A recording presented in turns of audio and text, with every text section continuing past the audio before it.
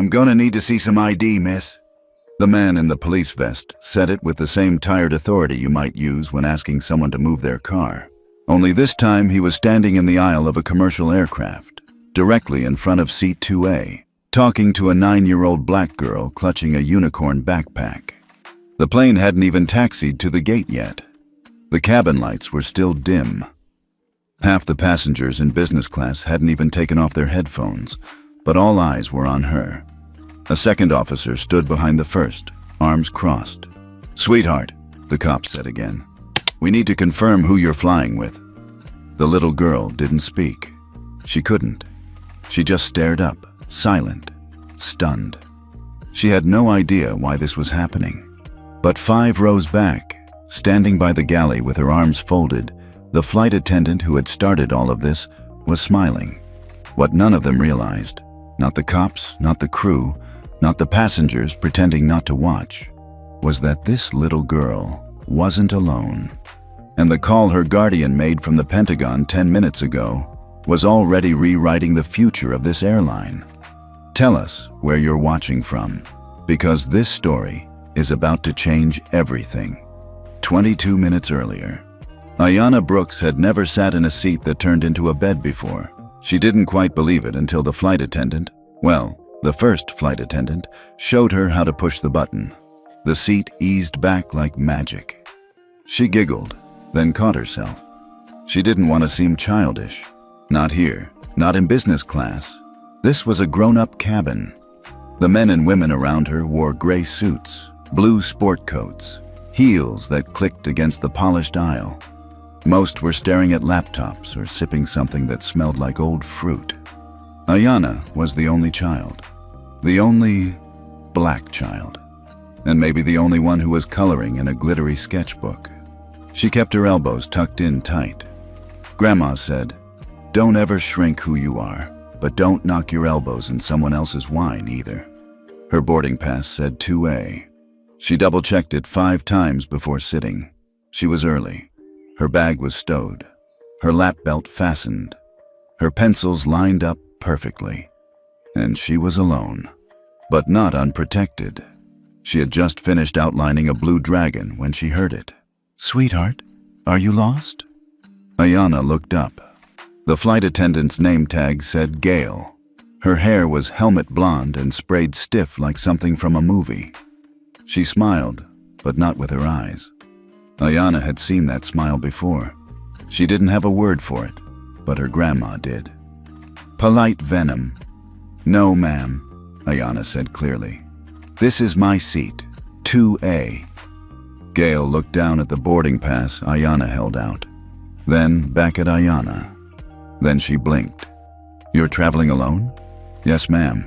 I'm an unaccompanied minor." Gail's smile faltered just for a second. "Right. We don't usually place unaccompanied minors in business class. I'll have to check with the gate." Her voice was louder now, tilted toward the passengers in nearby rows.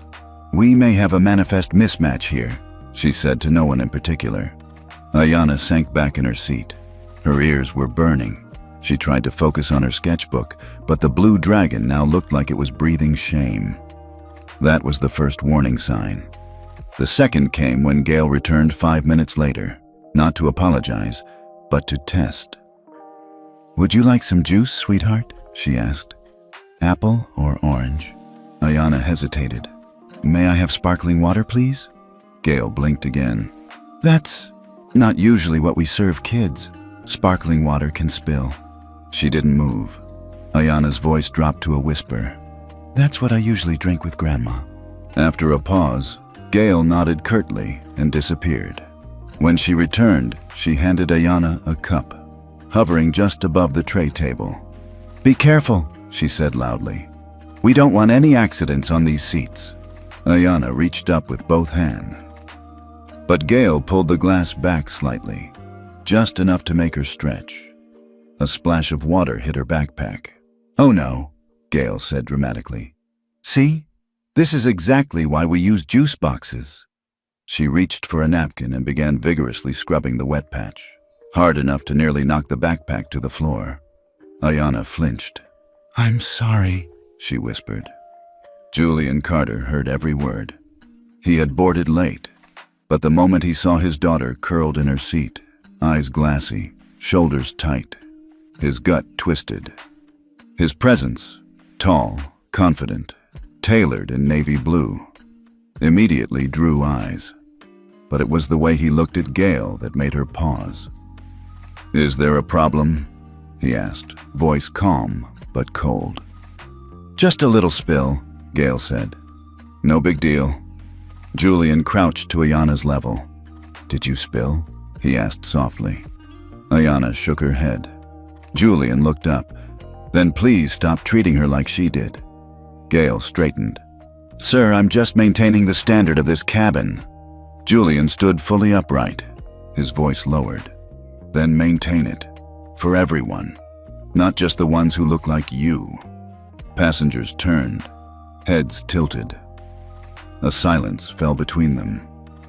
Gail's jaw clenched. She didn't reply. She turned on her heel and vanished down the aisle. Ayana leaned into her father's side. "She's not nice." Julian didn't answer. He knew what this was. He'd seen it in boardrooms, at airports, in restaurants. Always the same. The long, quiet punishment of not belonging. But this time, it wasn't about him. This time, it was about his daughter. As the plane took off, Julian wrapped a blanket over Ayana's lap and handed her a coloring pen. She smiled. She was trying to be brave, but he saw the sadness under her lashes. And that was when he pulled out his phone, not to send an email, not to call a lawyer. He tapped open a secure app, one only a handful of people in the country had access to. He typed two things: CDI report request, emergency ethics violation, child passenger risk, flight 289, row 2A, clear sky authorization, Brooks, level 1, override. He hit send and leaned back in silence. On the screen, Ayana was coloring a girl riding a winged lion.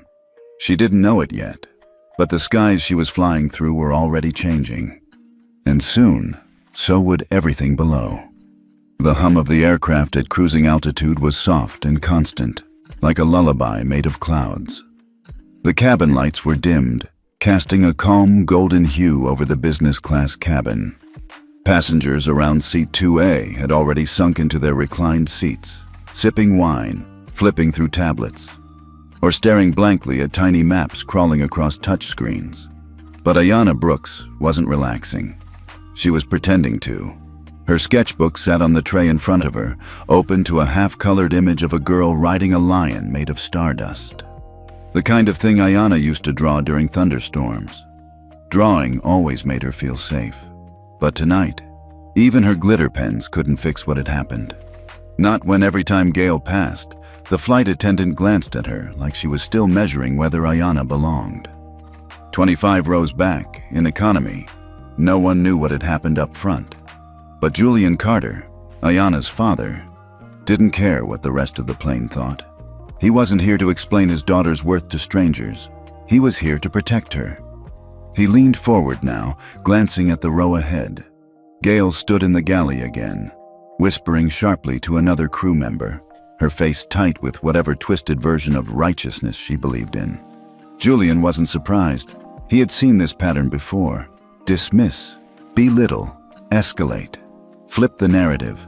That's how it always worked when power protected itself. But this time, he wasn't in a boardroom. He was 35,000 feet in the air with his daughter, and a crew member had already proven she was willing to humiliate a child in front of strangers. And something told him she wasn't finished. "Daddy," Ayana whispered, tugging gently at his sleeve. Julian turned to her, his face softening immediately. She didn't look scared anymore. She looked disappointed. That hurt more. "Why did she ask if I was lost?" Ayana asked. Julian exhaled slowly. This wasn't a conversation he wanted to have at altitude, or ever. But she deserved an honest answer. "She thought you didn't belong here." Ayana looked down at her lap. "Because I'm a kid?" Julian tilted his head. That's what she'd say. But not really, right? Julian nodded slowly. Not really. Ayanna traced the corner of the blanket. Would she say that if I looked like the girl in row 1C, with the pink headphones and the sparkly shoes? Julian followed her gaze. A little white girl, maybe 8, was laughing with her mom, both of them already halfway through their dessert. No, he said. She probably wouldn't. Ayanna didn't cry. She just nodded, like she already knew, like this wasn't the first time she'd felt it. Julian closed his eyes for a second. His hands were folded tightly together, resting on his knees. He'd handled this wrong, he thought. He should have known better. He should have asked for a different flight. But he had wanted her to feel special. He had wanted to show her the world without filters, just sky and joy and freedom. And now he was wondering if that world even existed for a little black girl with a unicorn backpack and glitter pens. Excuse me, sir.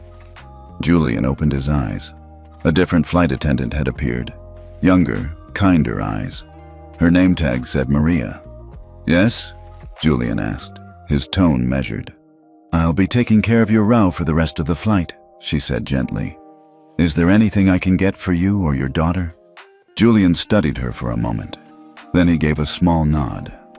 Thank you. Maria turned to Ayanna and smiled. Not a performance, but a real one. Do you like ice cream? Ayanna blinked. Yes. Would you like some with extra sprinkles? It's not on the menu, but I have some hidden. Ayanna nodded. When Maria walked away, Ayanna whispered, She was nice. Julian smiled faintly. Yeah, she was. Back in the galley, Gail was watching. She had seen the exchange, seen Maria kneel next to that child like they were equals, and it made her furious. What she wouldn't admit, even to herself, was that Julian had embarrassed her earlier, quietly, publicly, with authority. And now he was acting like she didn't matter. To someone like Gail, that was the real crime. She waited until Maria was busy with the economy cart before she made her move. One step forward, clipboard in hand. One glance back at the passengers. Then she slipped past the curtain and stepped into the cockpit corridor. The door to the flight deck was open. The captain, an older man named Cross, was speaking with the co-pilot about weather patterns over the Midwest. When he saw Gail, he smiled. Something wrong? Gail shifted her weight. Her voice dropped, calculated concern coding every word. I think we might have a developing situation in business class. The captain raised an eyebrow. Define situation. There's a passenger, man in 2B. He's difficult, confrontational, possibly unstable. The co-pilot looked up. Gail kept going. He became aggressive over something minor. Spilled drink, I think. Raised his voice. Intimidated me in front of passengers. And the little girl he's traveling with, I'm not entirely convinced she's safe with him. That was the moment she crossed the line. In that instant, she wasn't just exaggerating. She was weaponizing every stereotype she'd absorbed. The angry black man, the quiet, helpless child, the white woman in fear. She knew exactly what kind of reaction her story would provoke. Captain Cross didn't leap to action, but he didn't dismiss it either. Document everything, he said. We'll file it as an in-flight incident for now. And the girl? Gail asked. We'll alert airport police. Let them handle it. Gail nodded, masking the satisfaction in her chest. Then she turned and left. Back in her seat, Ayanna was watching Moana on her tablet. Earbuds in. Julian stared out the window, but when Gail passed again, walking slower than needed, he noticed her glance toward the front, not just once, twice. He leaned forward slightly, trying to see what she was looking at. Then it clicked. She had gone to the cockpit, and if she had gone to the cockpit, she was trying to escalate. He reached down to his carry-on and quietly retrieved his phone again. Opened the same secure app. Checked for a response. There it was. CDI audit in progress. Status. Escalating ethics flag. Triggered. Level 1 response prepared. Julian exhaled slowly, then looked at his daughter. She didn't know it, But her name, Ayanna, was about to become something permanent. Not just in his heart, not just in his life, but in the aviation industry, and in every system that had failed her tonight. When the flight began its descent, and the captain's voice came over the intercom, everyone prepared for a smooth landing. But Julian Carter was preparing for something else entirely, because he knew what was waiting at that gate, and what he had already put into motion. The descent into Washington, D.C. was smooth, quiet, almost eerily so. No turbulence, no disruptions, just the steady hum of engines and the mechanical thump of landing gear deploying beneath the cabin. But the tension in row 2 had thickened into something almost unbearable. Julian Carter had been watching the front of the plane like a hawk for the past 30 minutes, and he wasn't the only one. Across the aisle, a woman in her 60s with a salt and pepper bun, Mrs. Albright, had noticed everything. She was quiet, measured. A retired school teacher, Julian would learn later, the type of woman who'd seen injustice in more forms than most people knew existed. She didn't speak yet, but she was watching.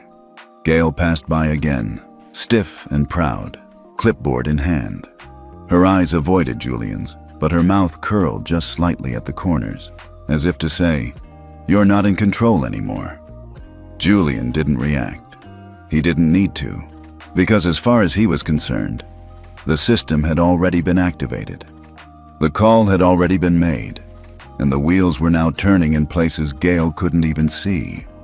Ayanna, meanwhile, had drifted off with her earbuds in, one arm curled around her backpack like it was armor.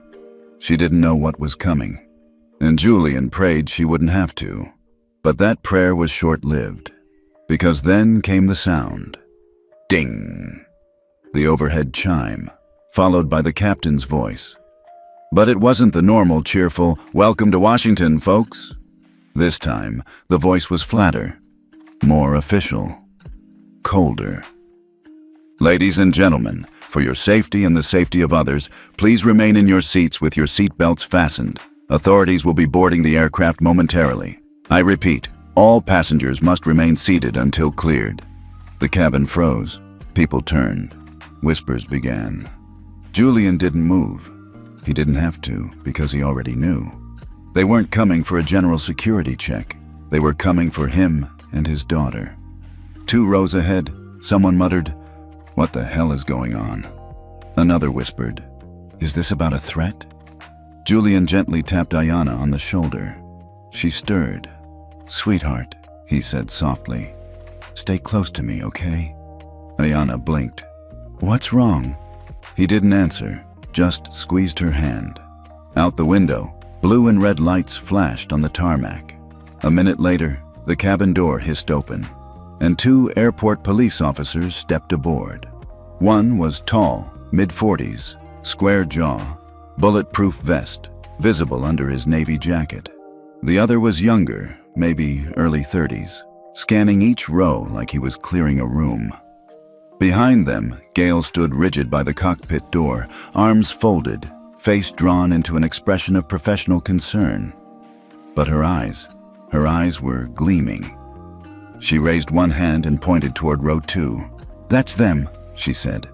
"The man in 2B and the child. They've been disruptive. He became verbally aggressive. I feared for my safety." Every head in the first-class cabin turned. Julian stayed seated, calm. Ayanna's hand tightened around his. The lead officer stepped forward. "Sir, I'm Officer Davies with Airport Police. We need you to come with us for a few questions." Julian looked up slowly. His voice was perfectly even, measured. "Are we under arrest?" "No, sir. But we were informed of a possible in-flight incident involving a minor and an escalating passenger. We just need to clarify some facts." "And who informed you of this?" Davies hesitated. "The senior flight attendant logged a formal in-flight safety concern through the cockpit that automatically notifies ground response." Julian nodded once. He turned to Ayanna. Her lip was trembling. "Daddy?" she whispered. "Why are there police?" Julian leaned in and pressed his forehead gently to hers. It's going to be okay, little star. We're going to walk off this plane together. That's all, like we planned." She nodded, eyes wet. Across the aisle, Mrs. Albright had heard enough. She stood. "Excuse me, officer," she said firmly. Davies looked up, slightly annoyed. "Ma'am, please remain seated." "I will.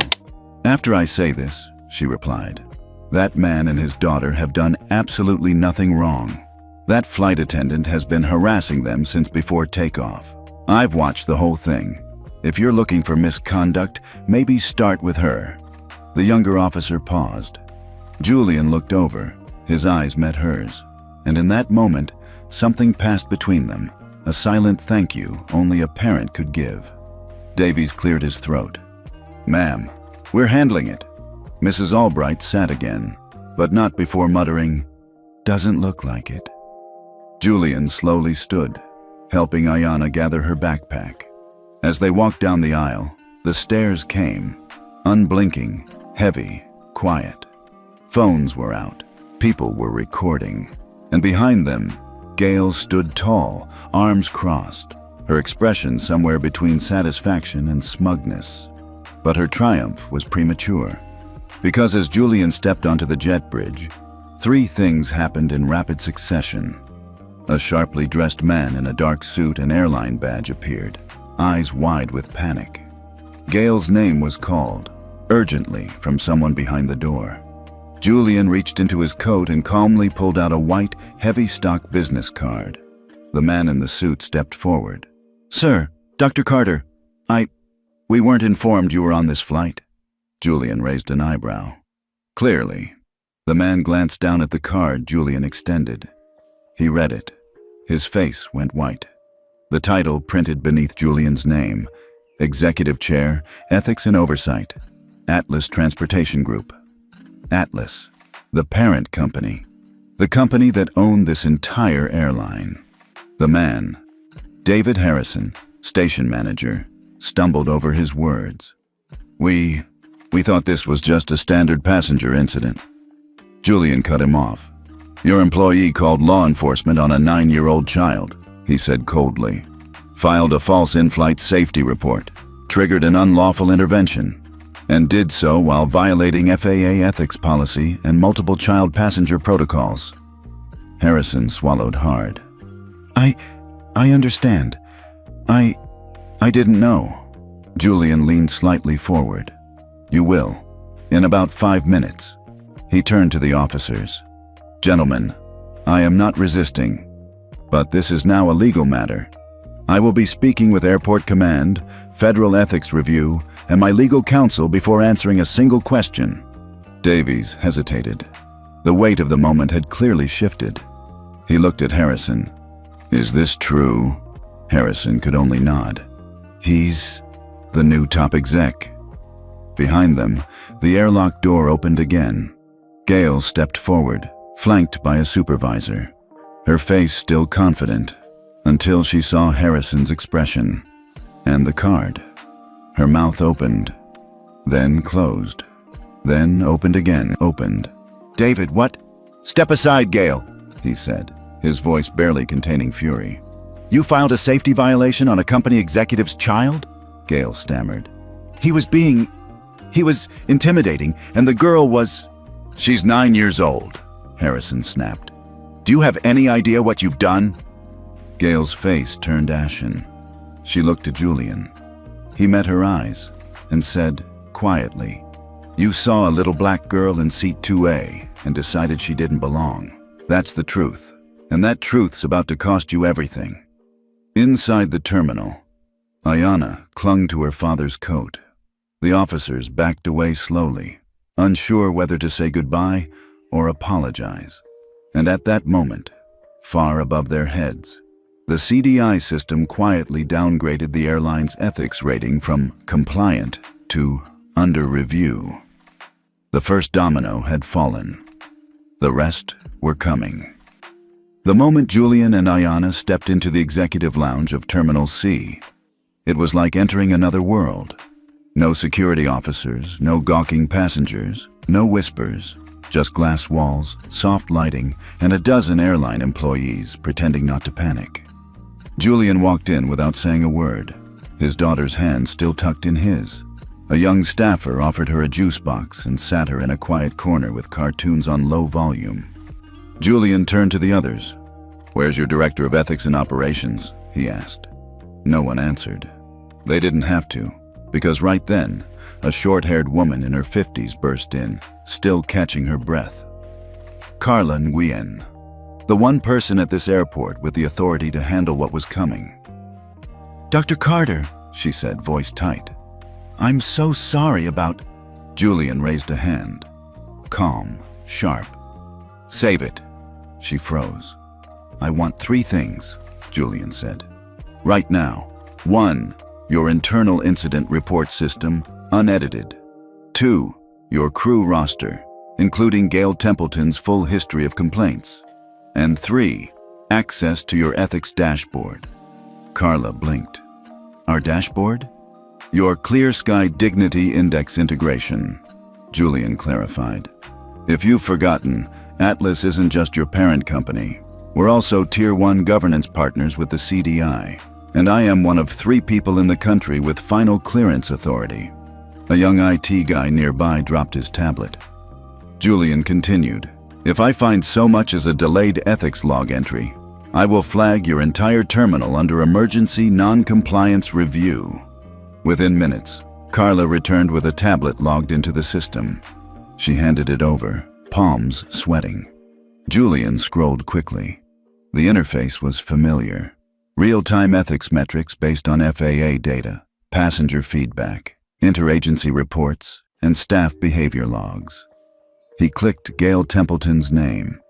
5 unresolved complaints in the last 8 months. 2 related to bias toward minors.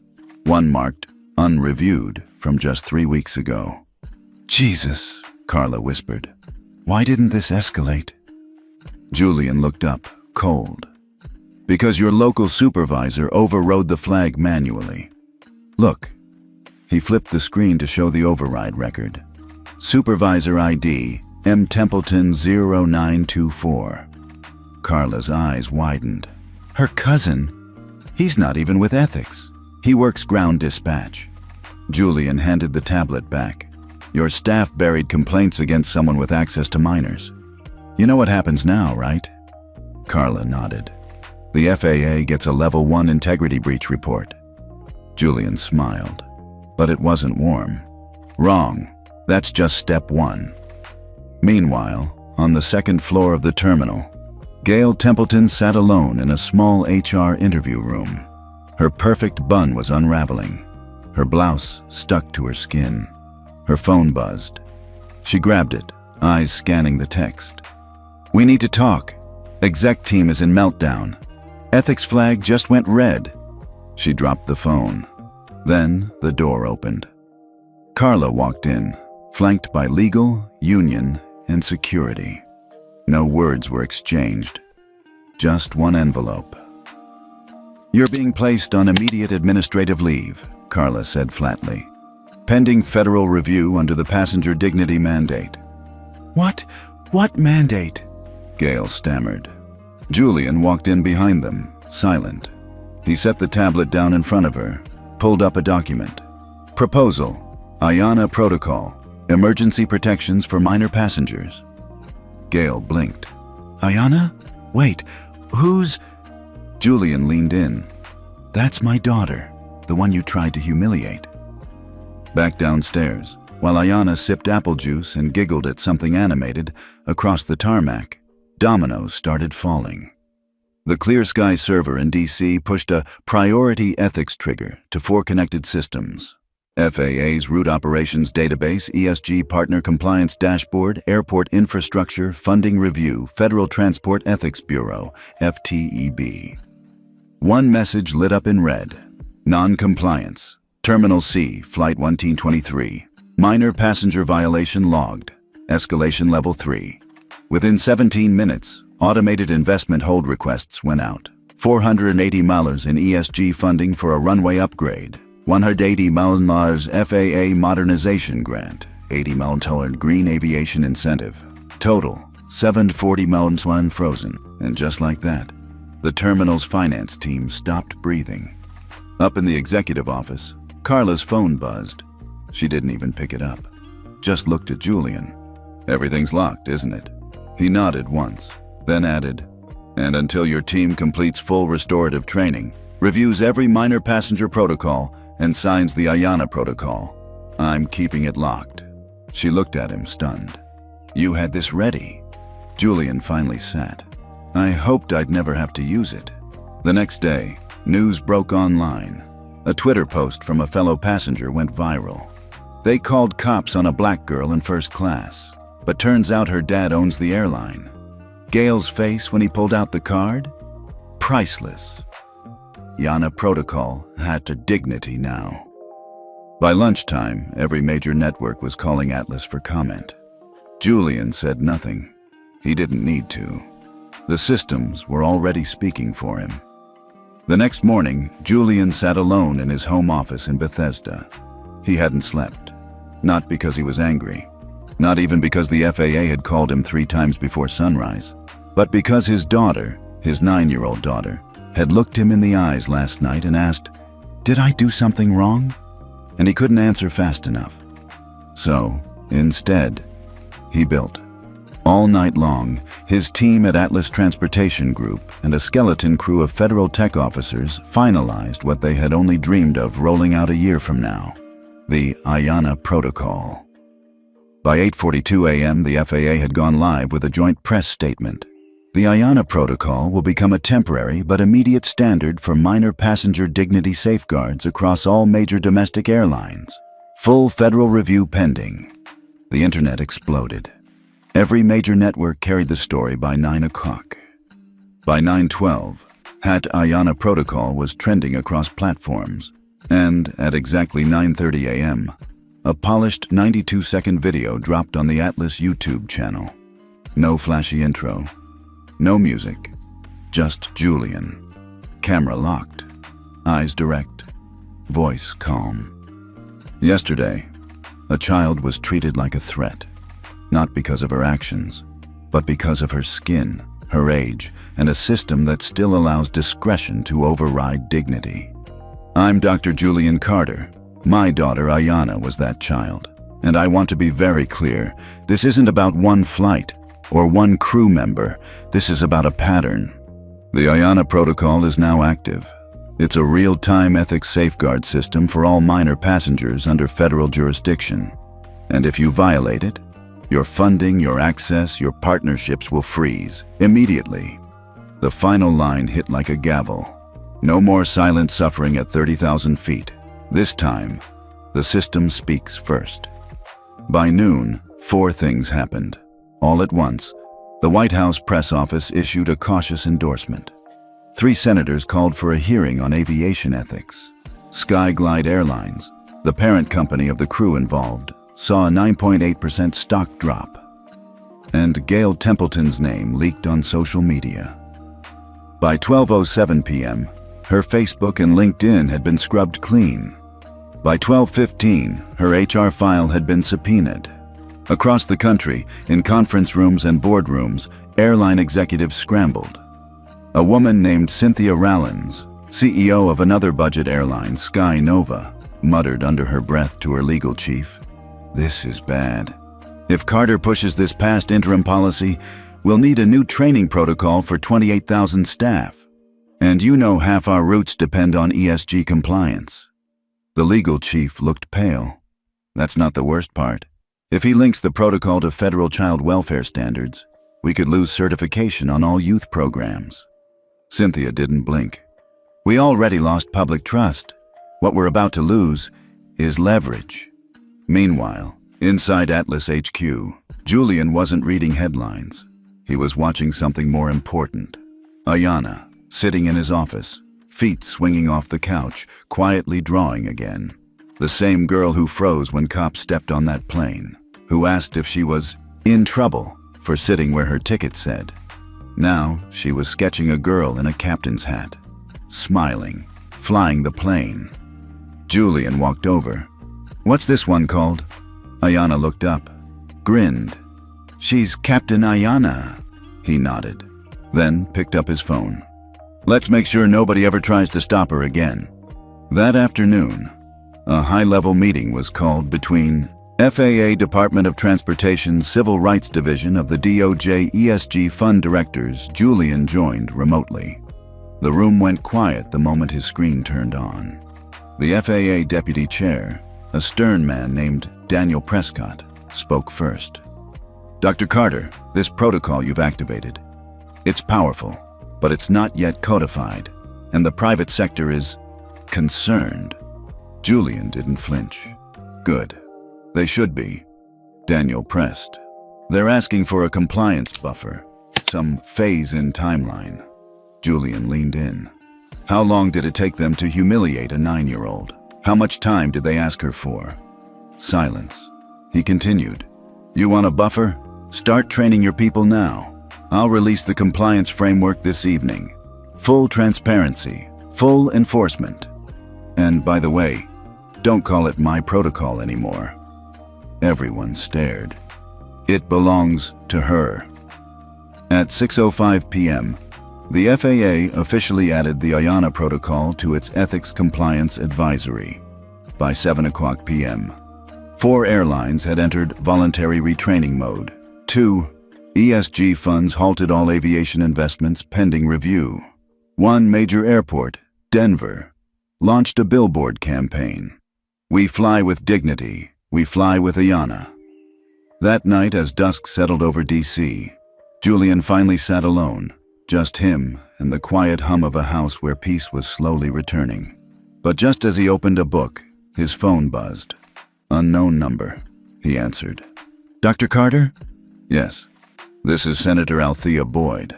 I'm heading the Aviation Oversight Committee. I'd like to request your presence at a Senate hearing next week. Julian sat forward. On what grounds?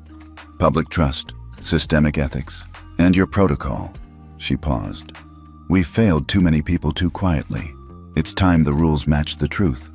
Julian closed the book. I'll be there. The marble hallway outside room 226 of the Dirksen Senate office building was unnervingly quiet, until the cameras showed up. Then it exploded. Dr. Carter, will you be seeking legal action? Does the Ayanna protocol discriminate against airline workers? Why didn't you go through the FAA first? Julian Carter didn't respond. He didn't need to. His tailored navy suit, gray-blue tie, and unshaken posture answered for him. He wasn't here to argue. He was here to set a record that couldn't be edited. Inside, Senator Althea Boyd opened the floor with a firm, direct tone. This committee has convened today to examine the Ayanna protocol and the ethical emergency it has revealed in U.S. air travel. She paused. This is not just about one child. It's about what we've allowed to happen to thousands of them, silently, legally, systematically. The chamber fell into a hush. Dr. Carter, you may begin. Julian stood. He didn't read from paper. No teleprompter. Just one photo. He placed it on the table in front of him. It was Ayanna, age 9, in a flight simulator. Eyes lit up, gripping the controls. This is the child some crew deemed threatening enough to call airport police on. A murmur in the room. She had a valid ticket, a government-approved minor escort form, and was seated in 2A with a boarding pass that matched. He paused. Yet they told her she didn't belong. Julian leaned forward. So let's be clear.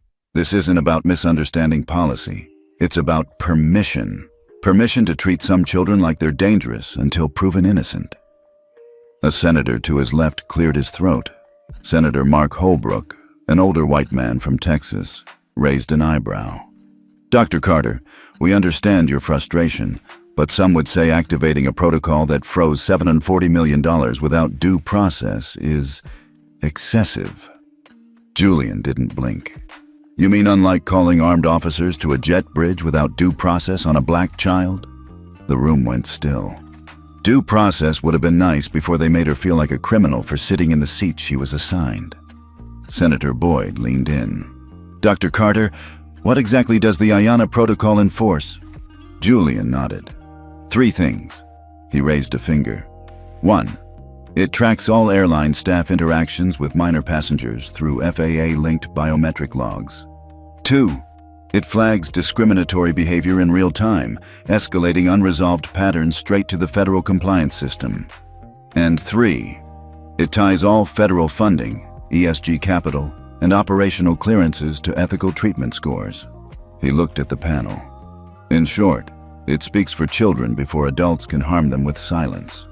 Outside the chamber, news networks split into two camps. On one side, Dad weaponizes tech to freeze industry.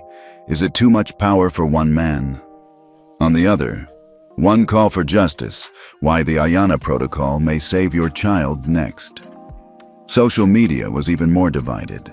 One ex-crew member tweeted, "This'll get abused. One bad review and our paychecks are frozen?" But beneath it, a reply went viral. "Ma'am, she's 9. You think she filed a review? She just sat there. That was her whole crime." Back in the hearing, Senator Holbrook wasn't done. "So what's next, Dr. Carter? An AI that chooses who gets on the plane?" Julian smiled. Cool, measured. "Actually, no. But I am drafting a charter that requires every airline to adopt the Passenger Ethics Compliance Framework." Another senator asked, "And if they refuse?" Julian looked at him. "Then they refuse federal routes. They refuse ESG lending. They refuse to be part of a system that protects dignity. And we'll know exactly who they are." That evening, as the hearing ended and Julian left the chamber, a small crowd had gathered outside the building. Not press, not protesters, just families, mothers, fathers, kids holding signs. One said, "I want to fly like Ayana." Another read, "We fly with dignity or we don't fly at all." Julian stood still for a moment. Then a woman stepped forward. She was in her 60s, silver hair in a bun, her hand trembling slightly. "Dr. Carter, I flew with your wife once, years ago. She was calm and brave and brilliant. I watched her treat a soldier with PTSD like a human being when everyone else was scared." Julian's expression softened. "I see that same fire in your daughter," she said. "Thank you for not letting them extinguish it." He didn't speak. He just nodded once and walked on. At exactly 10 o'clock a.m. on Tuesday, the FAA issued its final ruling. No press conference, no vague promises. Just a direct 18-page PDF titled, "Emergency Directive 422B, Immediate Adoption of the Ayana Protocol Across All U.S. Commercial Carriers." Within the first paragraph, 5 words sent the entire industry into a tailspin. Compliance is not optional, effective immediately. By noon, a quiet war had begun. 2 of the Big 4 airlines signed on with full compliance and posted public letters of support. "We believe the dignity of every child must be protected. Period." Sky North Airlines. "We thank Dr. Carter for exposing what too many have endured in silence." Beacon Jet. But the other 2, Hawk Air and Solis Airways, fought back. One released a scathing internal memo that was quickly leaked to the press. "This is mob ethics. We do not take orders from grieving fathers with tech teams." The backlash was immediate. Customers began canceling flights. ESG funds froze nearly $440 million in pending renewals. Denver International and Boston Logan quietly removed Solis Airways from their preferred partner list. Julian didn't celebrate. He sat in a quiet office at Atlas HQ, watching the real-time compliance dashboard his team had built. Green bars for compliant airlines, blinking red for holdouts. His COO walked in, holding a printout. "We just got this from FAA compliance." Julian scanned it. The final clause was new. "Effective Friday, any airline failing to adopt the Ayana Protocol will lose eligibility for all unaccompanied minor service permits." He nodded. That's the line they needed to draw. Meanwhile, in a quiet suburb outside Charlotte, Gail Templeton sat at her mother's kitchen table, fingers trembling as she scrolled through her email. She had been suspended without pay. The union rep hadn't returned her calls. And now, she was trending on X, not by name, but by face. A viral clip from the incident had been stitched together with Julian's Senate testimony. The internet had done what it always does, simplified a complex mess into a villain and a child. And Gail was the villain. That afternoon, she called in to The Rest of the Story, a midday national radio show hosted by ex-journalist turned ethics commentator Martin Keyes. When her voice came on the air, people stopped what they were doing because they knew. They could hear it in the hesitation. I was the flight attendant, she said softly. I was the one who called the police on Ayanna. Martin didn't speak for a long moment.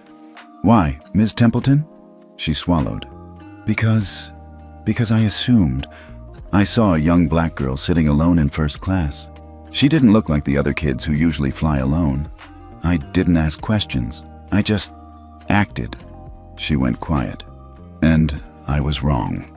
The clip hit 4.6 million views in 6 hours. Some people softened. Others didn't. But for the first time, there was a human face to the mistake. And that was enough for the next wave of change to begin. That evening, Julian got a call. Not from the FAA, not from the press, but from a girl. Hi, this is Sanvi. I'm 12. I just wanted to say thank you. My brother and I fly between our parents every month, and I have seen how they look at us sometimes. She sniffled.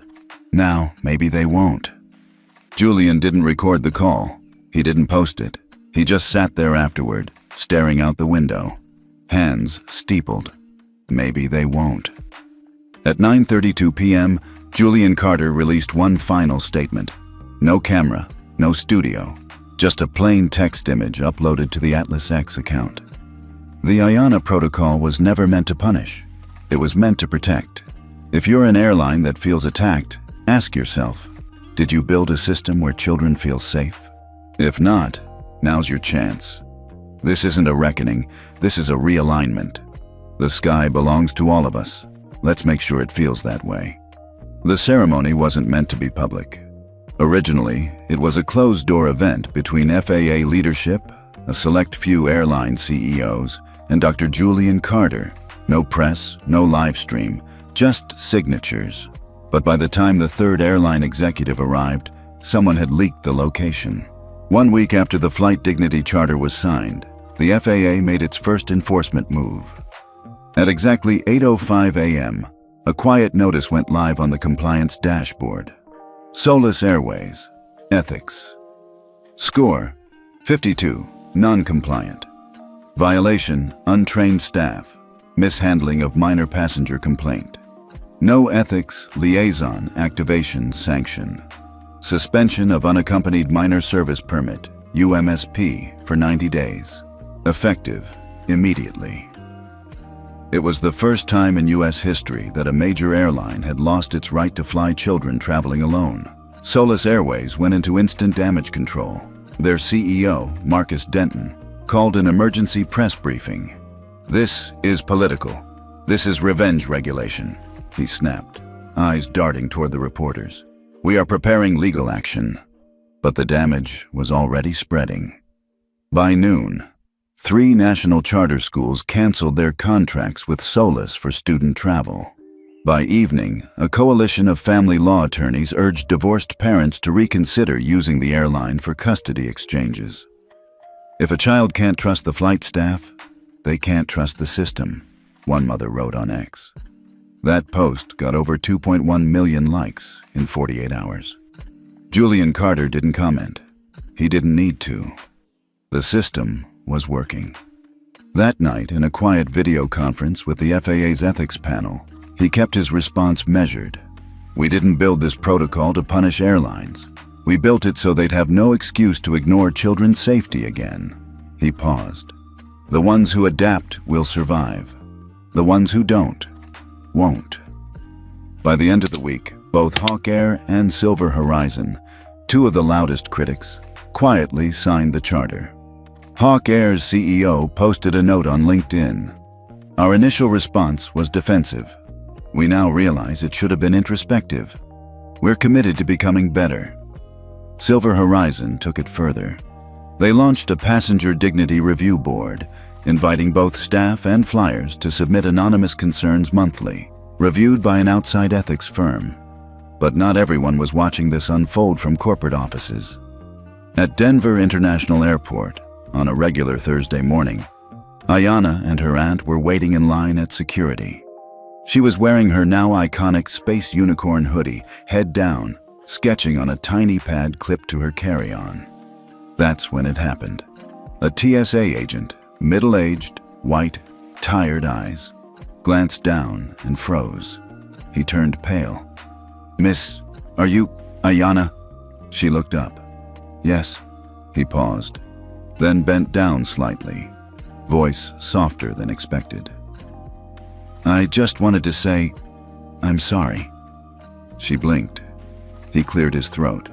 "Not because I did something, but because people who look like me have made kids who look like you feel small in places like this. And I saw what they did to you. I watched it with my daughter." He reached into his vest and handed her something small.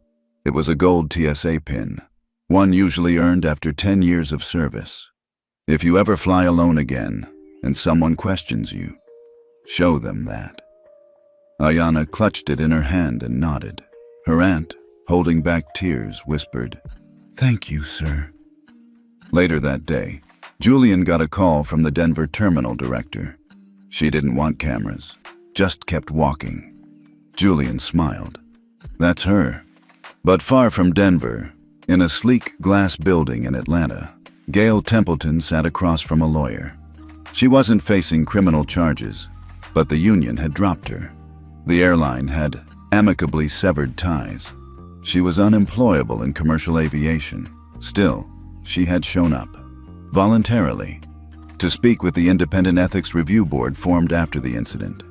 One of the panelists, a former airline captain, folded his hands. "Why did you agree to speak today?" She took a long breath. "Because I want to say it on record. I made a decision based on race, and I let my fear speak louder than my training." Another panelist asked, "What would you say to Ayanna now?" She didn't flinch. "Nothing. She doesn't owe me forgiveness. She owes no one her comfort."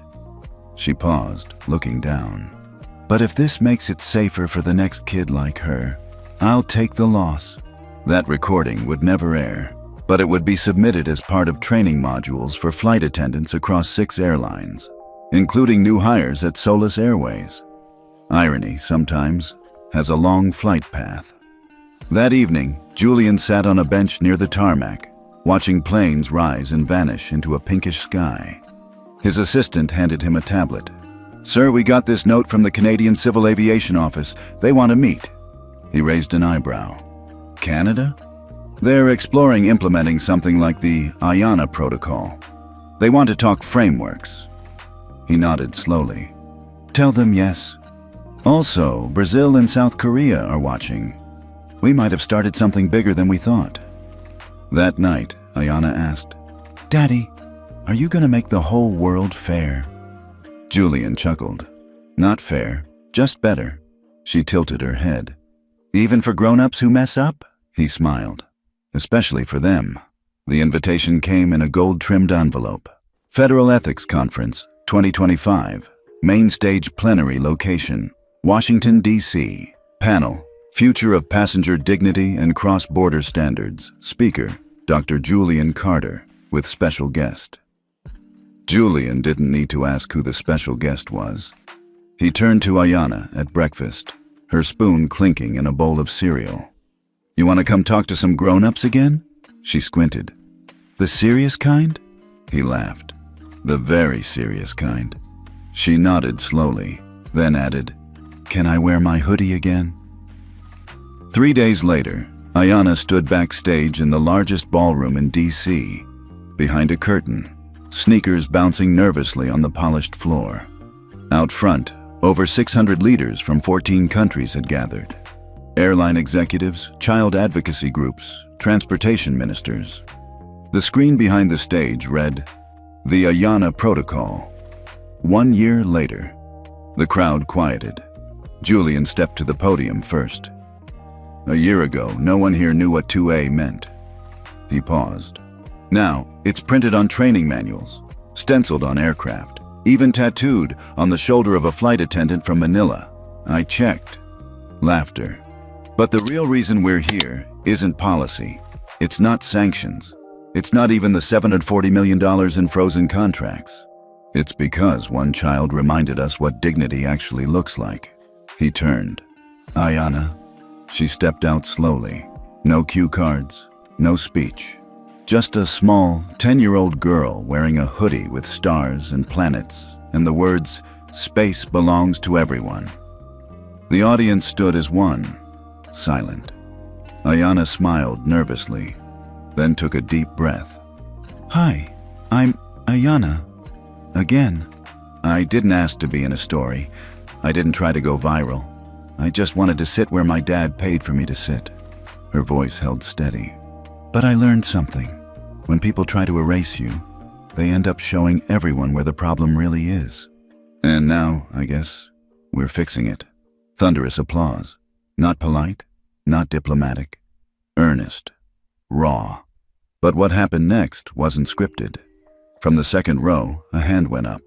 A little girl, maybe 9, curly hair, wearing a green sweater. She stood, holding a microphone offered by a nearby staffer. "My name is Reem. I'm from Chicago." The room turned. "I just want to say thank you, because it happened to me too, last year, on a flight to Austin." She hesitated. "They made me sit near the bathroom, and they said it was a mistake, but they never moved me. My mom told me to stay quiet." She looked at Ayanna. "But I saw you on the news, and I told my mom maybe I don't have to be quiet next time." Silence. Then clapping. This time from every corner of the room, even the back rows. Ayanna didn't hesitate. She stepped down from the stage, walked to Reem, and hugged her. No press, no instruction, no press team. Just 2 girls. One who broke the silence, one who followed. That moment made every evening news real. But something else happened quietly behind closed doors. That same day, the FAA finalized a national ethics accord, now requiring real-time passenger dignity liaisons on all U.S. domestic flights longer than 3 hours, a national reporting hotline for unethical crew behavior, with follow-up transparency. Public audit reports on each airline's passenger dignity index, updated every 30 days. They named it the Ayanna Reem Charter. In Brazil, the Minister of Transport announced that they would begin drafting a South American version of the charter. In Germany, Lufthansa executives reached out to Julian's team for partnership. And in South Korea, one airline launched the first AI-powered ethics scoring system for real-time flight evaluation, called Echo. Change wasn't rippling anymore. It was cascading. That evening, Julian sat at a quiet dinner with Ayanna and Reem's family. No cameras, no press, just rice, chicken, and stories. Reem's mom, eyes teary, raised her glass. "To Ayanna, for not being quiet." Ayanna smiled, looking over at Reem. "To both of us, for speaking." It began in silence. Inside the Intergovernmental Aviation Ethics Council, a rare emergency session had been called. Representatives from 7 countries sat at a long oval table, some skeptical, some furious, most embarrassed. The trigger, a 12-year-old Jamaican-American girl, Brielle Jameson, had been forcibly removed from a priority seat on an international Skynova flight out of Toronto. Not bumped, not downgraded, physically removed, by flight attendants claiming internal misalignment in passenger categories. She held a boarding pass. She had no record of misconduct, and it was captured on video. The girl had said one sentence as she was pushed toward the back of the plane. "I guess we still don't belong up front." The video reached 13 million views in under 36 hours, and now every camera in this federal chamber was trained on Julian Carter. "Mr. Carter," the moderator said, As founder of the Ayana Protocol, and now co-author of the Ayana Ream Charter, how do you respond to this international violation? Julian adjusted his mic. The charter was never a PR stunt. It was a blueprint. You don't blame the blueprint when the builders cut corners. But this isn't a blueprint issue. This is what happens when we let carriers sign on for appearance without enforcement. He pulled out a slim black folder. Inside, evidence that SkyNova Airlines had never implemented ethics training, despite publicly claiming compliance. They're still flying, still collecting federal clearances, still marketing family-first branding. Yet when a child sat in seat 2C, they treated her like she didn't exist. A soft murmur rippled through the room. We don't need new rules. We need courage to enforce the ones we have. One delegate leaned forward. Do you believe this warrants a Tier 1 international ethics downgrade? Julian didn't blink. I believe anything less makes the Ayana Protocol optional. A moment of dead silence, then nods, slow, reluctant, but building. Meanwhile, in the back row of the chamber, Ayana sat quietly beside Reem. Neither girl said a word, until Reem whispered, I feel like she's me. Ayana nodded. Me too. Outside the chamber, SkyNova CEO Helen Dwyer paced a side hallway. She hadn't expected a hearing this harsh. She hadn't expected Julian Carter to look this calm. When approached by reporters, she snapped, It was a misunderstanding. The attendant followed protocol. Let's not crucify airlines every time a child gets uncomfortable. That quote would cost her more than her job. By noon, the hearing committee voted. SkyNova was issued a Tier 1 downgrade. Immediate loss of U.S. and Canadian federal funding access, suspension of child travel certification for all North American routes for 90 days, public disclosure of all unresolved ethics violations going back 18 months. And in a move no one expected, Canada and the U.S. jointly suspended SkyNova's cross-border route licenses, a first in international aviation history. The ruling cited ongoing failure to adhere to dignity-first operations, violation of trust owed to minor passengers under the charter. That night, Julian received a call from Brielle's mother. Her voice cracked. She keeps saying it was her fault, that she smiled too big, that maybe she looked too lucky. Julian closed his eyes. It wasn't her fault. It was the system's cowardice. He paused. Tell her. She doesn't have to fight to be seen. She already is. The next day, Julian returned to the council, not as a witness, but as a proposal lead. He carried one sheet of paper, the Global Minor Passenger Bill of Rights, drafted by the Carter Ethics Initiative, submitted for multilateral ratification. It contained 10 principles, simple, undeniable, grounded in international law and child protection treaties. One line read, every child, regardless of race, nationality, or boarding class, is entitled to equal presence. He placed it on the table. Let this be our next step. Not another speech, a signature. Ayana watched from the back as her father walked out, briefcase in hand. Reem turned to her. What if they don't sign it? Ayana smiled softly. Then we keep showing up. 1 year later, New York City, United Nations headquarters. The blue carpet stretched out like a promise. The Global Minor Passenger Bill of Rights had just been ratified by 42 nations, the most sweeping cross-border child protection framework in aviation history. And at the closing ceremony of the International Ethics and Mobility Summit, one unexpected name was on the speaker list. Final remarks will be delivered by Miss Ayana Brooks. Backstage, Ayana stood frozen, clutching a folded paper. Julian placed a hand on her shoulder. You don't have to say every word perfectly. She looked up at him. I don't think it's the words they're listening for. He smiled. You're right. They're listening for truth. A tall delegate from Sweden adjusted his earpiece. A UN translator whispered quietly in Mandarin. Then Ayana stepped up to the mic. She didn't unfold her paper.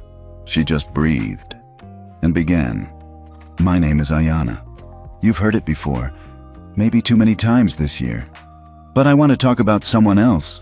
She paused. There's this girl, 7 years old, black, holding a ticket, dressed in a hoodie with planets. She walks on a plane. And someone decides she doesn't belong, not because she was late or loud, but just because. They called the cops. She cried, but she didn't scream. She just sat quietly. That girl was me. She scanned the room. I used to wish I had said something smart that day, something brave. But now I know. Silence isn't weakness, and sometimes sitting still is how you take a stand. A soft intake of breath echoed from somewhere in the back row. Today, you all signed something to protect kids like me. That means tomorrow, no little girl will have to wonder if her skin makes her see a mistake. And that's worth more than any upgrade. Tears shimmered across the front row. Then, a standing ovation. From every nation. Later that evening, Ayanna and Julian walked quietly through Central Park. The ceremony was over. The lights were off. You didn't need the paper after all, Julian said. I wrote it, she replied. But it felt like that girl on the plane already knew what to say. The next morning, Ayanna's story was on every major outlet. Again. But something was different. It wasn't the scandal that trended. It was the quote. Sometimes sitting still is how you take a stand. Those 11 words were printed on billboards, painted on school murals, tattooed on the arm of a 23-year-old law student in Philadelphia. At FAA headquarters, a new ethics seal was unveiled, the Ayanna emblem. A silhouette of a child in a hoodie, looking forward, stars behind her. It would become a global certification mark, required on all flights that comply with the Passenger Dignity Accord. And by international agreement, it must be placed at boarding gates, digital check-in portals, in-flight screens, crew training materials. So no one would forget. In a small town in Kenya, a girl named Malia saw the emblem at Nairobi airport. She asked her mother what it meant. Her mom replied, "It means the world is finally watching who they let you become." 3 months later, Julian received a letter from the office of the US President. Not an email. A letter, signed in pen. It read, "You and your daughter changed the way we move across skies, but more importantly, how we look at who we travel with. On behalf of a grateful nation, thank you. And tell Ayanna, we see her, we see all of them now." The final ripple came quietly. A new hiring policy was quietly adopted across 31 US airlines. Mandatory dignity bias screening for all flight crew candidates. And one required module. Case Study 2A, Ayanna Brooks. What would you have done if that little girl were yours? Do you believe silence can be power? Let us know in the comments and tell us where you're watching from. Because sometimes, one child, one moment, one voice can move the world. This is Telltales, where every seat, every face, every story matters.